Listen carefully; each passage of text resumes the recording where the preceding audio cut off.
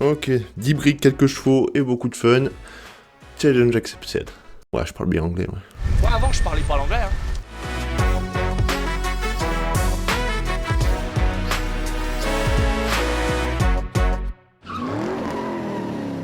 Oui, je sais que tu peux déjà trouver une pelle de top. Oui, j'ai fait des guillemets avec les doigts.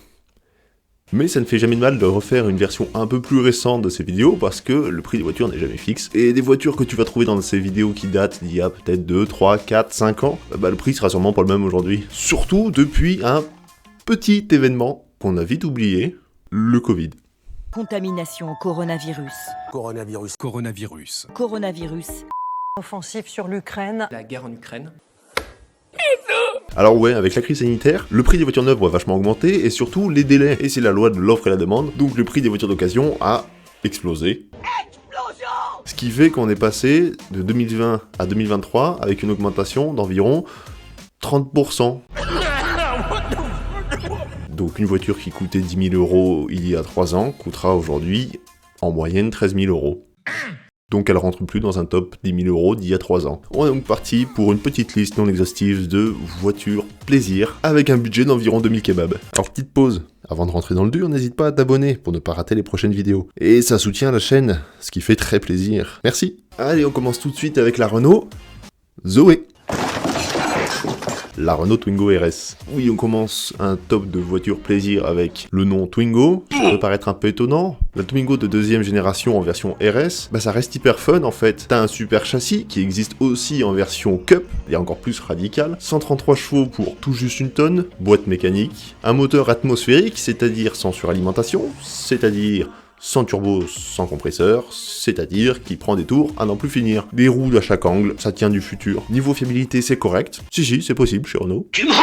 À part l'intérieur qui est Dégueulasse. et les plastiques qui ont tendance à un peu mal vieillir, bah c'est une super voiture plaisir que tu peux avoir à partir de 5 000 € et à peine plus en version Cup.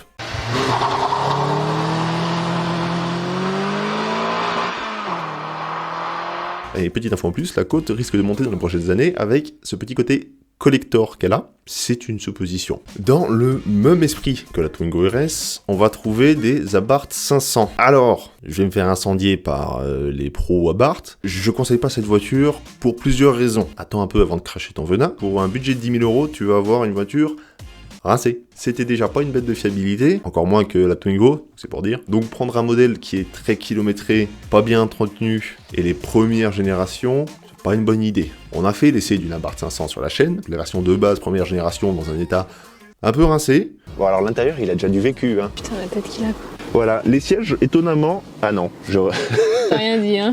j'allais dire les sièges ont plutôt bien vécu, bien vieilli, et puis en fait j'ai vu ça. Je me suis fait un chouïa lyncher dans les commentaires par les Abarthistes. Mais ça représente bien ce qu'on retrouve sur le marché de l'occasion, donc si jamais tu veux vraiment ce petit pot de yaourt dynamique, je te conseille d'économiser un petit peu. T'auras des modèles un peu plus puissants, un peu mieux entretenus et un peu plus récents à partir de 15 000 €. On va monter un petit peu niveau gabarit, on va parler de deux françaises. J'ai nommé la Clio 3 RS et la 208 GTI. Au niveau budget, ça va être un peu les deux rivales, même si la 208 GTI est plus récente que la Clio 3. Bon, la Clio 3 est quand même un petit peu plus chère que la 208 GTI, on va plus être sur du 12 000. Mais tu peux trouver quelques exemplaires à partir de 10 000. La principale différence qu'on va avoir, c'est qu'on a une 208 GTI avec un gros turbo qui souffle fort, et une Clio 3 RS qui est atmosphérique, encore une fois. Ce qui fait qu'on a peut-être un peu plus de polyvalence sur une 208 GTI, peut-être plus agréable à utiliser tous les jours, et peut-être un peu moins fun que la Clio 3 RS qui, elle, va prendre un max de tours. Et la conso est un peu plus élevée sur la Clio 3 RS parce qu'il faut taper dedans en fait pour pouvoir avancer.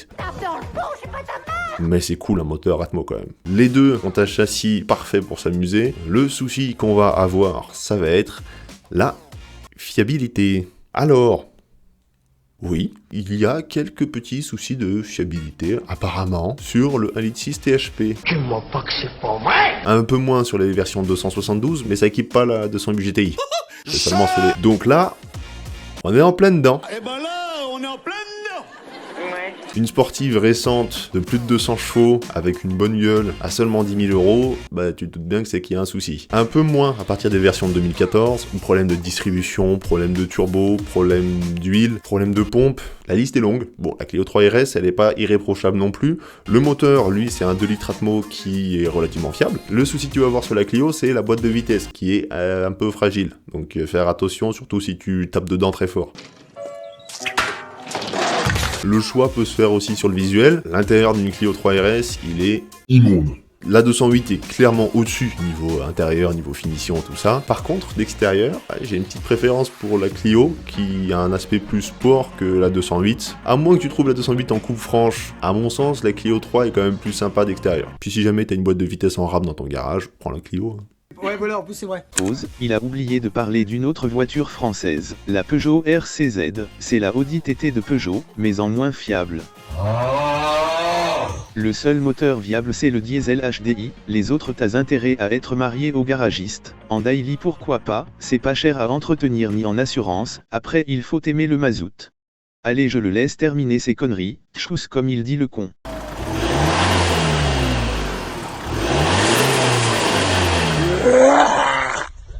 Sinon, de l'autre côté de la planète, on va trouver, chez nos amis japonais, la Suzuki Swift. Niveau performance, on va être un peu en dessous par rapport à nos françaises. Alors tu vas trouver les deux générations de Swift Sport. La première qui est sortie au début des années 2000, la deuxième qui est sortie en 2012 environ. La première sort 125 chevaux, la deuxième 136. La deuxième est une grosse évolution de la première.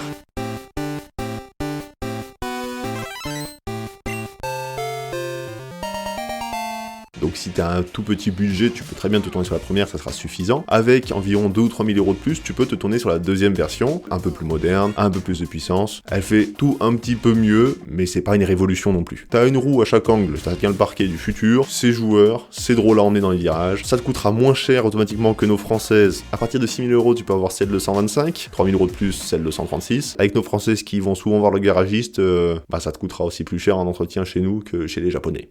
Je connais cette théorie, oui. Alors, celle-ci, je sens qu'elle va faire débat. Mais je m'en fous, c'est mon top, alors je dis ce que je veux. Et toc! Je vais parler du Suzuki Jimmy. Quoi?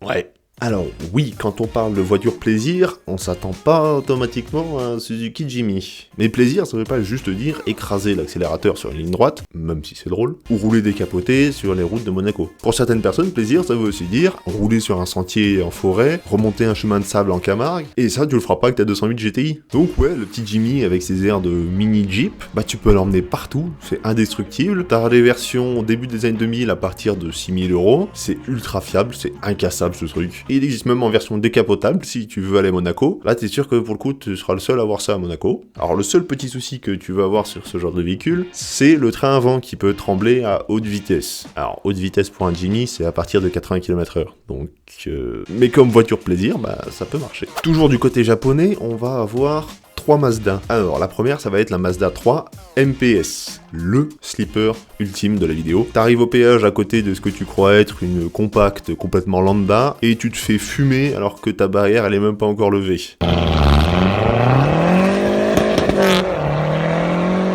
Ça fait 260 bourrins pour presque 400 Nm de couple. Ça pousse. C'est fiable, juste deux soucis je dirais. Le premier c'est que c'est une traction et que le train avant est complètement dépassé par la puissance, donc ça a tendance à patiner facilement. Et le deuxième, comme j'ai dit, c'est que c'est un sleeper. Alors c'est très drôle de mettre presque 300 bourrins dans une voiture complètement basique, mais je peux comprendre que quand t'achètes une voiture plaisir, tu veux qu'elle ait un peu de gueule. Et ça, la Mazda 3 MPS, puis l'intérieur...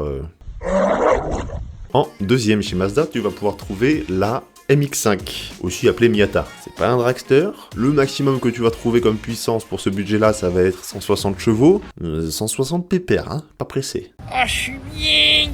Ouais, c'est vraiment pour rouler décapoté. C'est tout petit, ça a énormément de charme. Ça a ce petit côté JDM que certains aiment beaucoup. C'est relativement fiable, ça consomme pas tant que ça. Faire attention sur les vieux modèles quand même aux petits points de rouille qu'il peut y avoir. Une petite maladie de ces voitures-là. Et il faudra faire attention aussi à la côte de certains modèles qui se sont envolés. On va prendre par exemple les tout premiers modèles non de code NA, dont la côte est passée à plus de 15 000 € aujourd'hui. Donc ceux-là, c'est mort dans un budget de 10 000. Ça fait beaucoup là. Mais sinon, très bon choix la MX-5. Pourrais me laisser tenter moi aussi. Et la troisième que tu vas trouver en masse chez Mazda dans un budget de 10 000 €, c'est la RX-8. RX-8 que je ne te conseille Pas du tout. Pourquoi je te la conseille pas? Mais parce que c'est une voiture géniale. Elle a un look à crever, les performances sont correctes, la conduite est hyper fun, c'est une voiture top. Mais il y a un petit souci, sa fiabilité des enfers.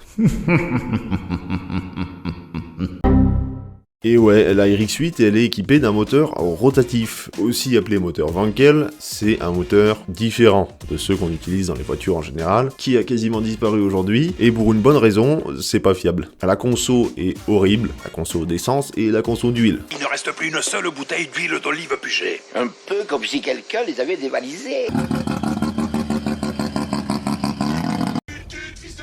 Prévois 10K de plus pour un rebuild et pour ta consommation. Alors pour finir, on va faire plaisir à nos autobanistes, on va revenir en Europe, et plus particulièrement chez les Allemands. Donc pour un budget de 10 briques, on va pouvoir sortir 4 voitures. En premier, je vais parler de celle que vous attendez le plus sûrement depuis le début de ce top, bien évidemment la Golf GTI. Je la place dans ce top plaisir, mais pour moi c'est plus un daily efficace qu'une voiture plaisir. C'est une voiture qui avance bien, c'est une voiture qui freine bien, c'est une voiture qui tourne pas mal, malgré ce qu'on dit. Ça a une gueule qui vieillit quasiment pas, mais c'est super nulle part. Pour ce budget là, tu vas pouvoir trouver de la Golf 5 GTI et de la Golf 6 GTI. La 6 étant une grosse évolution de la 5. La fiabilité est relativement bonne. À une époque, t'aurais même pu trouver de la R32, mais là aujourd'hui c'est fini, il faut compter au moins 2 fois plus pour de la R32. En parlant de Golf, on va pouvoir trouver de l'Audi TT 8N.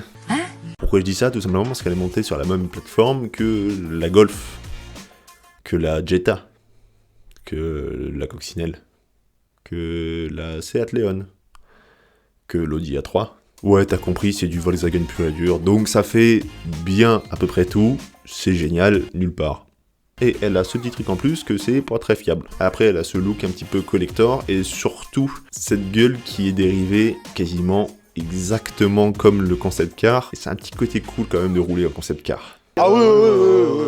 Alors, toujours dans un budget de 10 000, je peux te proposer un badge AMG. Pas mal, hein? Et ben voilà, c'est 32 AMG. Elle a ce côté génial de mettre 350 bourrins dans la voiture de ton grand-père. C'est du génie. Au premier péage, t'écrases la pédale de droite et tu les fumes tous. Bon, après, la boîte auto mange un peu de puissance, c'est un petit peu lourd, c'est clairement pas sportif, et pour bouffer des bornes, c'est quand même drôle. Après, dans un budget de 10 000, ça va être un peu serré, tu risques de trouver quelques imports, prévois un petit peu plus si tu veux pas un exemplaire rincé. Et la dernière voiture qui vient clôturer cette vidéo, j'ai nommé la BMW Z3. Pour ce budget, on va trouver essentiellement du 118 ou 140 chevaux. Le premier étant un peu limite pour la voiture, c'est un peu mollasson. Si jamais t'arrives à trouver un 140, préfère celui-ci. Niveau fiabilité, c'est correct. Il y a eu quelques petits soucis de chauffage ou de lève-vitre, mais rien de grave. Elle a une gueule à tomber, avec ce long capot et ses aérations latérales. C'est pour rouler tranquille, même si ça a tendance à drifter un petit peu.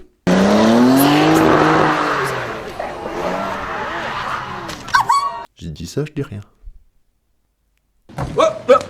Bon, ben voilà, j'ai essayé de synthétiser tout ce qu'on peut trouver aujourd'hui pour un budget de 10 000 € en voiture plaisir. Si tu veux rajouter ton commentaire me disant que pour 8 000 € tu as trouvé une Gallardo de 400 000 bornes, swap moteur, volant à droite, fais-le avec plaisir, ça fera du bien en référencement. La chaîne en aurait bien besoin. Si tu veux me soutenir, je suis pas toujours tout seul. Petit, c'est mignon, moi j'aime bien. N'hésite pas à t'abonner, à activer la petite cloche, à laisser un petit pouce en l'air. J'espère te retrouver très vite pour une prochaine vidéo. Bisous bisous. Et... Chousse comme il dit le con.